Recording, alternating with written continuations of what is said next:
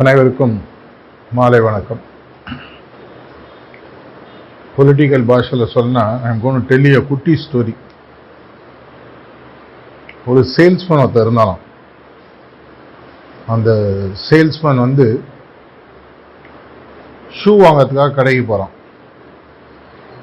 அவர் shoe மெஷர்மெண்ட்லாம் எடுத்துகிட்டு உங்களுடைய காலுடைய size 8, நீங்கள் அந்த ஷூ 8 சைஸ் வாங்கினீங்கன்னா உங்களுக்கு கரெக்டாக இருக்கும், உங்களுக்கு வேணா முன்னாடி உட்காருங்க. அப்போ அவர் சொல்கிறாரு, இது மாதிரி உங்கள் சைஸ் 8ன்னா அவர் சொல்கிறாங்க, எனக்கு 7.5 எனக்கு ஷூ கொடுங்க. 7.5 சைஸில் ஷூ கொடுத்தா ரொம்ப டைட்டாக இருக்குங்க, கஷ்டமாக இருக்கும். இல்லை, எனக்கு 7.5 தான் வேணும். ரெடிமேட் ஷூலாம் 7, 8, 9 இப்படி தான் வரும். இந்த 7.5 சைஸ் ஷூன்னா எனக்கு 1 வாரம் 10 நாள் டைம் ஆகும். சரி, நான் வெயிட் பண்ணி வாங்கிக்கிறேன். அந்த 7.5 சைஸ் ஷூ 1 வாரம் 10 நாள் கழிச்சு கிடைக்குது. அதை வாங்கிட்டு கிளம்புறான் கடையிலேருந்து. அப்போ சேல்ஸ்மேனுக்கு டவுட்டு, சார் ஒரு உண்மை தெரிஞ்சாகணும், உங்கள் சைஸ் 8ன்னு தெரிஞ்சு ஏன் 7.5 சைஸ் வாங்குறீங்க? அதுக்கு அவர் சொன்னாராம், காத்தால் நான் வீட்லேயும் கிளம்புறதுக்கு முன்னாடி வீட்டில் திட்டுவாங்க, அந்த ஷூவை போட்டுன்னு ஆஃபீஸுக்கு போவேன், எங்கள் முதலாளி திட்டுவார், அதுக்கப்புறம் என் கஸ்டமர் திட்டுவார், வெளியில் போனால் போகிற வர எல்லாம் கழுவி ஊற்றுவோம், சாயங்காலம் வீட்டுக்கு அந்த ஷூவை கயட்டோன்னு அப்பாடான்னு இருக்கும் பாருங்க, அது உங்களுக்கு புரியாதுங்க, அதுக்காக தான் வாங்கினேன். இது எதுக்காக சொல்கிறேன்னா, சார்ஜி மகாராஜ் அடிக்கடி சொல்லக்கூடிய ஒரு famous dialogue, cessation of pain is the ultimate பிளஷர்ங்கிறார். எங்கே வலி முடிகிறதோ அங்குதான் உண்மையான சுகம் அப்படின்னு சொல்லுவார். இதுக்கும் உங்களுடைய வேலைக்கு என்ன சம்பந்தம்? எப்போ நீங்கள் ஒரு வாலண்டியராகவோ ஃபங்க்ஷனரியாவோ வேலையை ஆரம்பிச்சிட்டிங்களோ ஒன்று மட்டும் நிச்சயம், மனவலி, கொஞ்சம் கொஞ்சம் உடல் வலி, நீங்கள் சொல்கிறத யாரும் கேட்க மாட்டாங்க, நம்ம பேசும்போது அவங்க டம்ளர் ஊட்டுவாங்க, எல்லாம் நடக்கும். இப்படி நடக்கும்போது என்ன நடக்கும் அப்படின்னு பார்த்தீங்கன்னா, இப்போ நான் பேசும்போது சைடில் பேசுகிறாங்க இல்லையா, அது மாதிரி எல்லாம் நடக்கும். யாரும் நம்ம சொல்கிறத கேட்க போதில்லை, இதனால நம்ம பேசணும். இதே மாதிரி நீங்கள் மாஸ்டரோட பணியை செய்யறதுக்காக வரும் பொழுது எல்லாமே பார்த்தீங்கன்னா உல்டா புல்டாவாக தான் போகும், எதுவும் சரியாக நடக்காது. கோபம் வரும், வருத்தம் வரும், ஏமாற்றம் வரும், அப்பப்போ கொஞ்சம் ரிசல்ட் வரும்.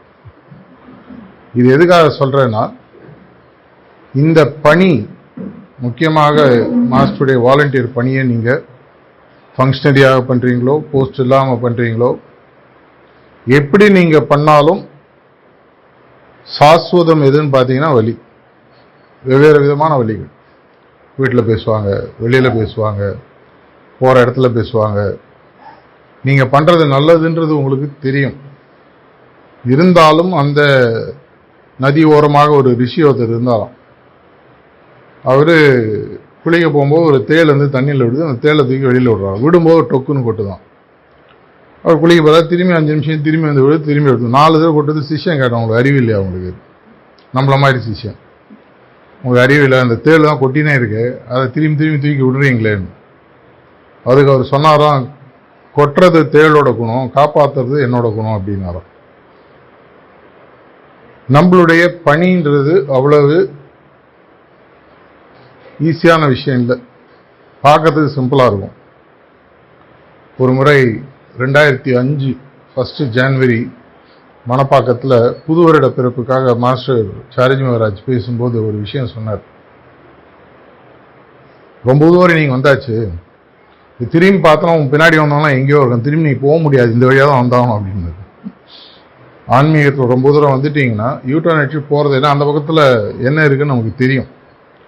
அப்படி இருக்கும் பொழுது முன்னாடி வச்சு வர ஆரம்பிச்சோன்னா இன்னும் உள்ள தீவிரமாக தான் போயாகணும், வேற வழி கிடையாது. பாபுஜி மகாராஜ் அடிக்கடி சொல்லக்கூடிய ஒரு விஷயம், செயின்ட்ஹுட்ன்றதை தேடாதீங்க. ஏன்ற போது saint is the target of the world sorrows and miseries அப்படின்னு சொன்னார். ஒரு உண்மையான ஒரு செயின்ட்டாக நீங்கள் மாறணும் அப்படின்னு சொன்னால் உலகத்தில் இருக்கக்கூடிய அனைத்து வேதனைகளையும் வலிகளையும் வாங்கிறதுக்கு தயாராக இருக்கணும். இது ஒரு முறை சார்ஜி மகாராஜ் சொல்லிட்டு கூட இன்னொன்று சொன்னார், இதை நான் சொல்லியிருக்க கூடாது, ஏன்னா இதை கேட்டாங்கன்னு நிறைய பேர் விட்டுட்டு போயிடுவாங்க. ஆனால் எப்படி பாபுஜி மகாராஜுக்கு லாலாஜி மகாராஜ் சொன்னாரோ, இந்த ஹையஸ்ட் லெவல் கொடுக்கும்போது எப்படி இருக்குன்னு கேட்டபோது இட்ஸ் அ பேரன் லேண்ட் அப்படின்னு சொல்லி, ட்ரை லேண்ட்ன்ற மாதிரி சொல்கிறார், வேஸ்ட் பேரன் லேண்ட் அது மாதிரி. உடனே லாலாஜி மகாராஜ் சொல்கிறார், அதை நான் எடுத்துட்டோமான்னு. ஐயோ எடுத்துடாதீங்க.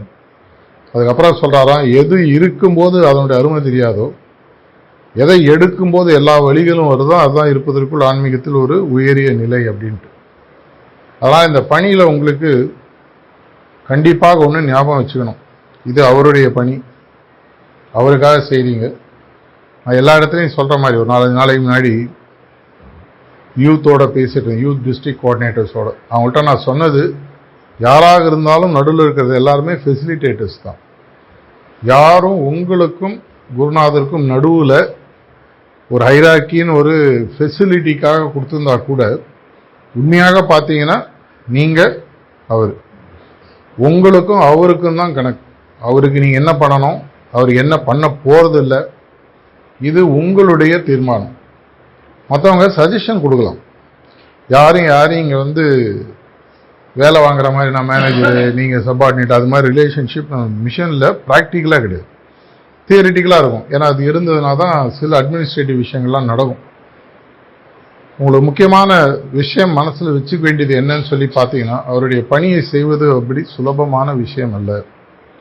வீட்டில் கேள்வி கேட்பாங்க, ஒரு 4 கிழமையாக நீ மாட்டு கிளம்பி போயிட்டு இருக்கியே, ஒரு சனி ஞாயிறு கூட உனக்கு கிடையாதா?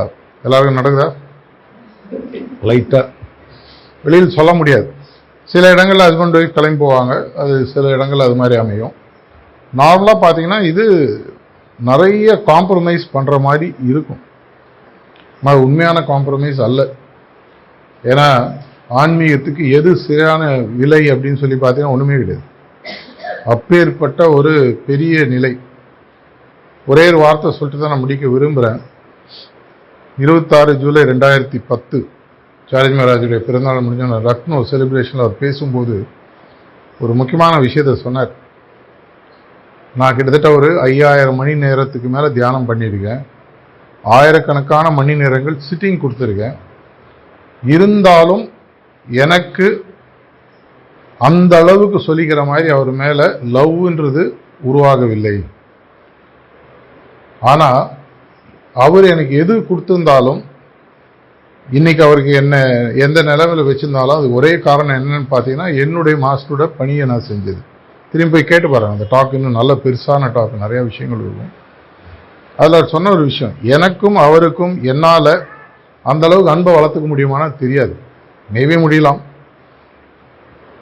முடியாத இருக்கக்கூடிய பட்சத்தில் அந்த உயரிய ஆன்மீக நிலையை அவர் கொடுப்பதற்கு தயாராக இருக்கிறாரு.